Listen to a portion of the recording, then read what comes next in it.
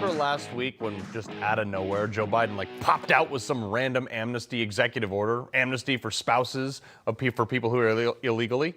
It may not have been a coincidence then, but it is today. The Supreme Court just ruled on something like that today, striking down a ruling that U.S. citizens do not have the constitutionality and the right to have their non-citizen spouse admitted to this country. Look, I'm going to go out on a limb here because every time I do, I seem to be right. Sometimes it takes 6 months, but we're ended up being right. It seems awful coincidental that Joe Biden rushed through this poorly written executive order just a few days before that Supreme Court decision came out that he knew would squash it. Is there another Supreme Court leaker? Maybe not to the public, but to the White House, perhaps? Is there someone working for the Supreme Court with more loyalty to the White House than to the sanctity of the highest court in the land?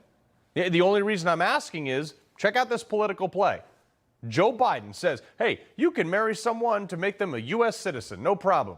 Just like that. 550,000 new people to this country. That means that the American 550,000 people who are citizens who would have married that spouse, they're thrilled right now that the person they're marrying or about to be married or currently married to is now automatically, based on that executive order, a U.S. citizen. But the Supreme Court comes out 5 days later and says, nope, that can't happen. It's unconstitutional because non-citizens are not guaranteed to have their spouse become a citizen via marriage. Now, Joe Biden gets the talking point that he tried, but the Republican Supreme Court wouldn't let him. Now, you've got 550,000 people angry at the Republican majority Supreme Court and the Republican Party writ large. Then you also have Joe Biden do the same thing anyway that he did with the student loan debt relief. Supreme Court blocked me from relieving student debt, but they didn't stop me. And just like that, with the student loans, he finds some gray area workaround and then does it anyway, and then goes out and brags about defying the Supreme Court yet again. All the while, Republicans will probably do nothing, which angers the base. And why? Because just like how a lot of Republicans who paid off their student loans were very angry at this, most people with Republican values also came here legally, went through the legal process, paid lawyers, embraced American values, and are proud to stand under that flag, but not Democrats. This is the play. With this, Joe Biden has all but ensured 550,000 people, some of which who may have been on the fence, will likely vote for him, while separating the base from Republicans for not filing suit against this crazy action. You see, it's not about the issues. It's not even about the people for Democrats. It's about getting reelected. And it doesn't matter how much division Joe Biden creates. He doesn't care how much he ruins or hurts this country or even individuals in it. And I'm going to prove it to you. Remember when Joe Biden reached out to all the families of Americans killed by illegal immigrants? Oh, wait, no, he didn't, because it never happened. He didn't at all. And we looked really hard to find one instance to throw him a bone on this one. We couldn't find it. Not so much as a mention, not a phone call, a meeting, nothing. Were angel parents invited to the White House? No. All the while inviting an illegal immigrant to share the podium with him at the White House just to grant him amnesty. And this proves my point that Joe Biden doesn't care about us common folk at all. From the administration that seemingly wants to demonize the rich, while standing on stage with the rich and famous, Joe Biden showed us who his base really is by tweeting a pretty elaborate praise of an actor, someone who pretended for a living, saying, quote, Donald Sutherland was a beloved husband, father, grandfather, and one-of-a-kind actor who inspired and entertained the world for decades. My thoughts are with his family and all those who loved him. Wow. You know who else is a husband? The 2 cops that got shot by an illegal immigrant in New York City. Think about that. Fortunately, they lived because their bulletproof vests stopped the bullet and their training. But you know what? These illegal animals usually don't go after men. They usually go after women. Women like Rachel Morin, Laken Riley, Kate Steinle, tons more. They were mothers. They were daughters. Where's the president's tweet for them? Did they not make a good enough movie to catch your attention, Joe Biden? Are the children's lives, their parents' lives, their families' lives, are they not as important as your precious Hollywood A-listers who hold fundraisers for you? I guess you're looking out for the little guy, like you say, old Lunchbox Joe, right? No. He doesn't care about us.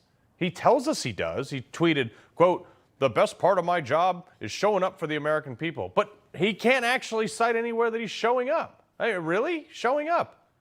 Is that why your schedule between now and the debate is literally completely empty? Wouldn't it be great to have a president that could prep for a 90-minute debate and run the country at the same time?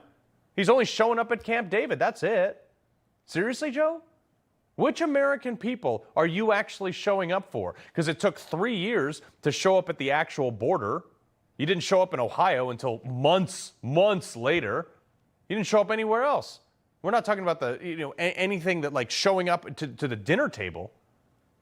3 years ago, you went to go see, you went to go see the border, and when you went with an armed detail 3 years after you'd been elected president that had more security in place than the White House, you only went days after Donald Trump announced he was going. Not to mention, you chose a spot that had already been cleared and secured before your arrival. Kind of like your buddy Gavin Newsom did for Xi Jinping's arrival in San Fran. Happy to clean up the homeless people for the Chinese president, but not for the Americans, not for taxpayers. And the craziest thing is, too, when Biden went, the guy promising amnesty, he didn't see any actual illegal migrants. But Trump, my man is standing on the bank of the Rio Grande, like waving at illegal migrants who are waiting to sneak into this country. That's what they're lined up for. And the craziest thing is they were waving back at him. They were waving back to the guy that promised to put up a wall to keep them out. Look, this issue should have nothing to do with politics. People are dying because of this. Action doesn't constitute achievement. Results constitute achievement. That's all that matters. Joe Biden has led a career for like greater than 50 years that actually requires no achievement, and it shows. A family that lost a mother or a father or a child, they're not consoled by what political party is at fault or the inner workings of D.C. Just get it done. Bring back this immigration policy.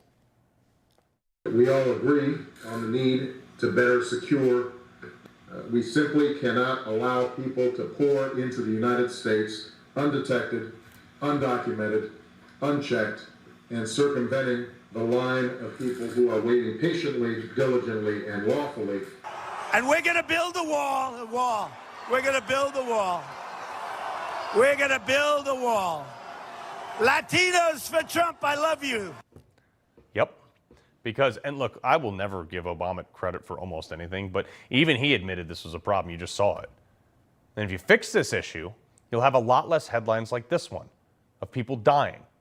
And you know what? You know why it's not getting fixed? Because more than half of the people in D.C. are more concerned with getting credit for it when they're in the majority. I mean, who cares about credit? You can credit some homeless bum in L.A. for all I care. Just get it done so we don't have 13-year-old girls getting raped in broad daylight by illegal migrants anymore.